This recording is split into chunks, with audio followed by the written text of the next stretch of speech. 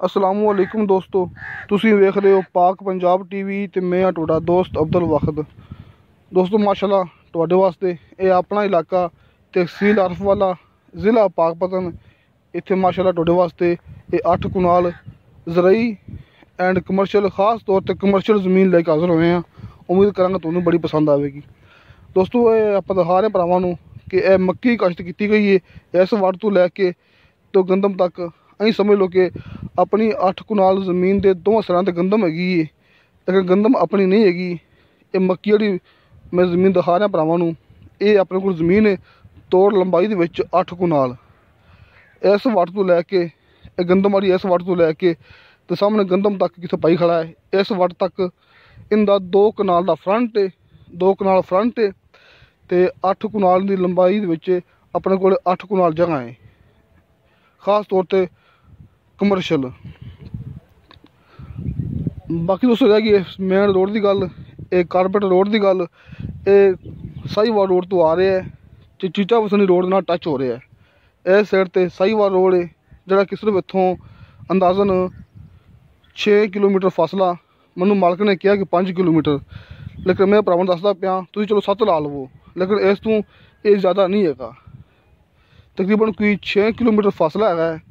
तो इस साइड ते चीचा वतनी मेन रोड, इस साइड ते चीचा वतनी मेन रोड, लेकिन वो थोड़ा काफ़ी दूर है। वो तकरीबन कि मेरा ख्याल 30 किलोमीटर के आस पास होना है चीचा वतनी मेन रोड। तो इस साइड ते भरावां दस चुके हैं कि साहिवाल रोड जोड़ा कि इत्थों 5-6 किलोमीटर सफ़र है। अज्जे साइड ते पाई उरी आ रहे हैं। इस साइड ते साहिवाल रोड है तो आरफवाला शहर है। आरफवाला शहर तकरीबन इत्थों कोई 13 या 14 किलोमीटर सफ़र है आरफवाला शहर। तो मेन रोड तकरीबन कोई 4-5 किलोमीटर सफ़र है। दोस्तों ये भी तुसीं गल याद रखनी कि ये कोई माड़ा मोटा लिंक रोड नहीं है दोस्तों, ये भी बड़ा कारपेट रोड है, 24 घंटे चलता है। मैं भरावां दिखा रहा इतने गड्डियां आ रही ने, रिक्शे आ रहे हैं, मोटरसाइकिल आ रहे हैं, कि इतने बसां भी लंघदियां ने कि सुबह तो लेकर शाम तक एक कारपेट रोड चलता है। ये भरावां सामने दोस्तों बड़ा कारपेट रोड है, कोई आम लिंक रोड नहीं है।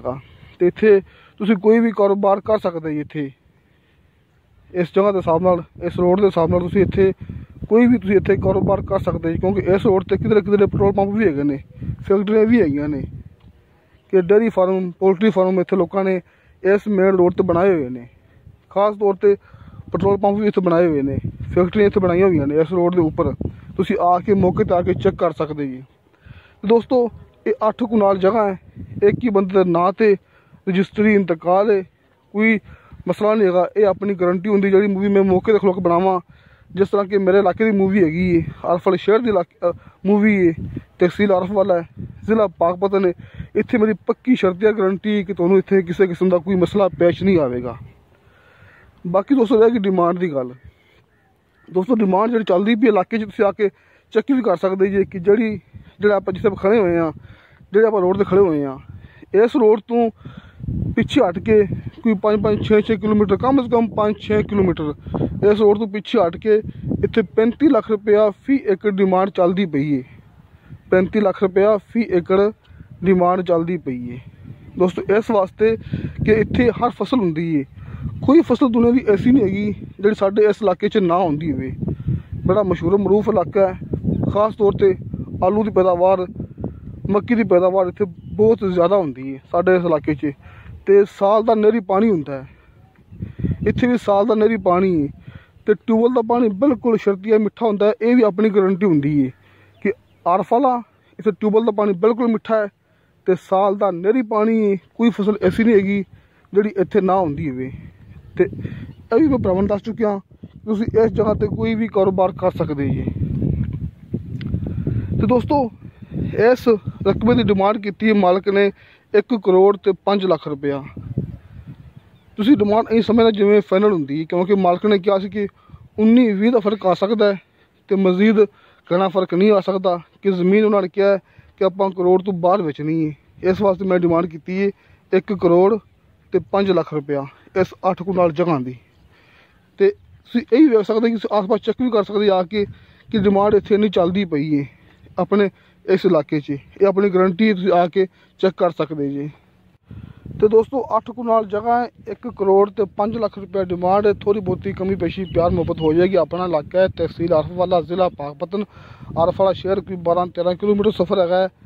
तो वड्डा जिहड़ा साहिवाल मेन रोड है वो 5-6-4-5-6 दोस्तों इन्ना इतों सफ़र है साहिवाल रोड एंड। इत्थे अपनी जगह आ गई कमर्शियल एंड ज़राई। सब गलबात भरावां दस चुके हैं। कोई भी गलबात रहेगी वे तुसीं अपने WhatsApp नंबर लगे होंदे ने हर मूवी की डिस्क्रिप्शन दे विच।